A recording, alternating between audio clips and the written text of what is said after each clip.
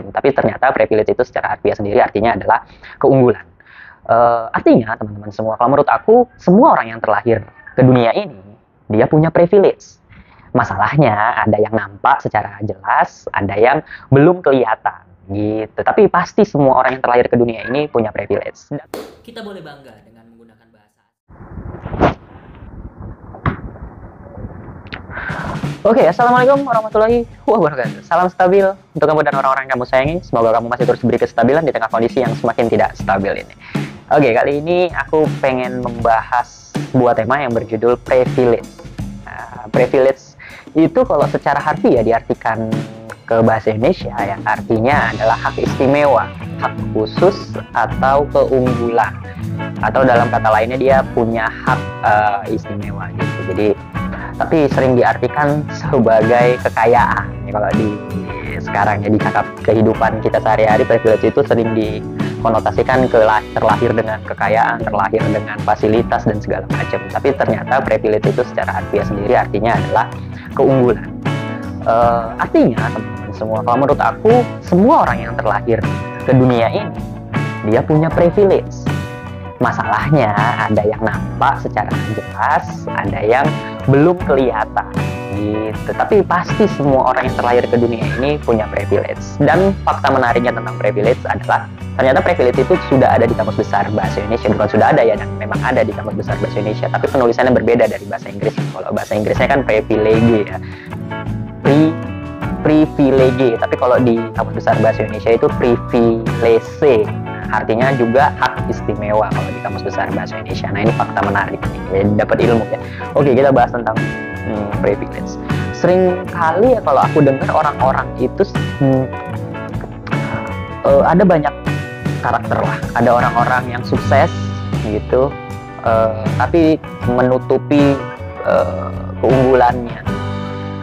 Jadi dia cerita sedih dulu, cerita bagaimana dia merintis sebuah usaha sampai akhirnya dia bisa sukses, tapi dia menutupi keunggulan-keunggulan yang dia miliki dari lahir gitu. Misalnya kekayaan atau segala macam gitu. Tujuannya tetap pasti untuk menarik simpati orang, untuk memberikan motivasi kepada orang pada umumnya gitu, supaya kan orang-orang termotivasi. Oh, dia dari susah, dia dari susah ternyata bisa sukses. Bahkan Mark Zuckerberg aja ya, Mark Zuckerberg itu penemu Facebook, CEO Facebook, founder Facebook, Facebook.com. Dia diberitakan di media-media, aku nggak tahu ini benar berangkat dari dia atau enggak, tapi diberitakan di media-media itu lebih ke dia DO dari Harvard. Dia DO, pokoknya dia DO kuliah, anak DO kuliah bisa sukses menjadi bos besar Facebook dan menjadi salah satu orang terkaya di dunia.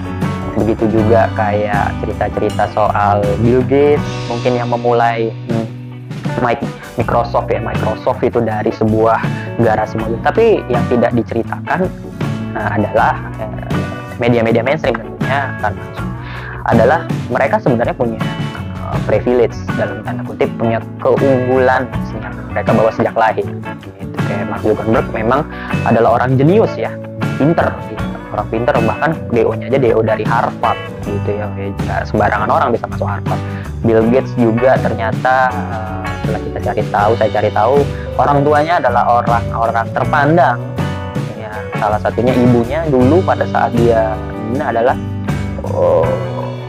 salah satu direktur dari pemerintahan gitu, dari Menteri Pertahanan gitu. Pokoknya dia orang petinggi-petinggi dari Kementerian Pertahanan di Amerika sana, yang mana salah satunya memudahkan dia untuk memasukkan Microsoft pada saat itu awal-awal merintisannya ke pemerintahan yang bersangkutan itu gitu. Artinya privilege. Nah, yang aku pengen kasih tahu adalah bahwa sebenarnya semua orang, manusia pada umumnya terlahir itu dengan keunggulannya masing-masing gitu. Bahkan teman-teman kita yang mungkin difabel juga, aku percaya sekali bahwa mereka terlahir dengan keunggulan masing-masing gitu.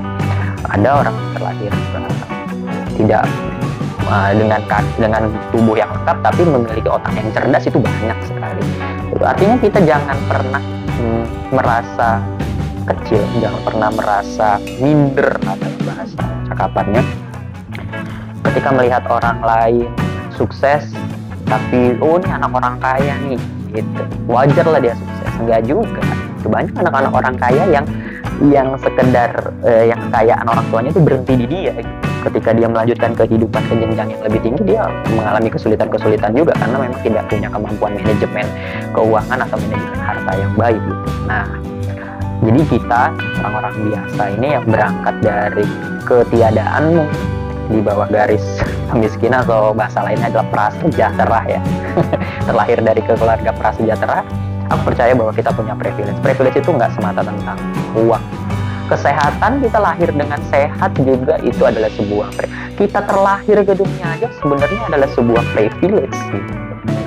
Artinya kita sudah adalah roh yang tubuh yang dipercaya untuk bisa menghadapi dunia gitu. Artinya siapapun kamu, siapapun kita, terlahir dari keluarga bagaimanapun kita, apapun kesulitan yang kita hadapi, percayalah bahwa setiap individu memiliki privilege yang masing-masing. Tinggal bagaimana kita mencari tahu pertama privilege apa yang kita miliki, keunggulan apa nih yang bisa kita miliki, keunggulan apa nih yang aku punya dalam kehidupan aku pada diriku gitu. Misalnya kita hobi sepak bola, misalnya kita jago dalam mengolah kulit bunda, bermain sepak bola, itu privilege kita, itu keunggulan kita.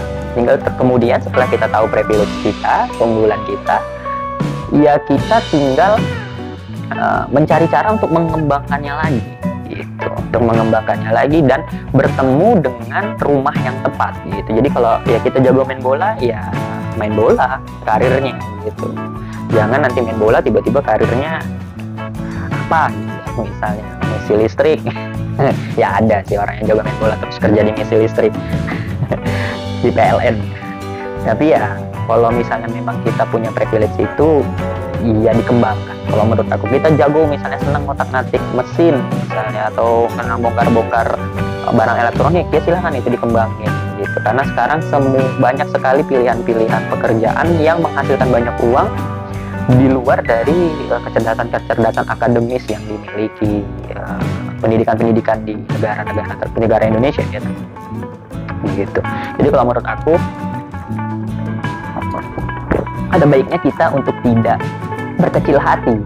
Misalnya kita terlahir dari keluarga yang biasa aja gitu, atau mungkin keluarga miskin atau keluarga prasejahtera yang bahasa halusnya gitu. Jadi tetaplah berjuang, temukan privilege-mu, temukan keunggulanmu, kembangkan keunggulan itu. Jangan pernah takut, jangan pernah merasa kecil gitu.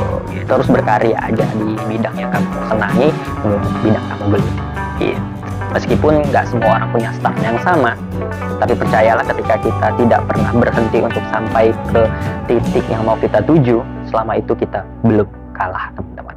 Selama itu kita masih belum hilang kesempatan untuk bisa sampai di tujuan kita. Gitu. Itu aja sih, bukan jam kerja kali ini. Semoga bermanfaat apa yang saya sampaikan. Salam stabil. Semoga kamu masih terus diberi kestabilan dengan kondisi yang semakin tidak stabil ini. Sampai jumpa di Bukan Jam Kerja selanjutnya. Assalamualaikum warahmatullahi wabarakatuh.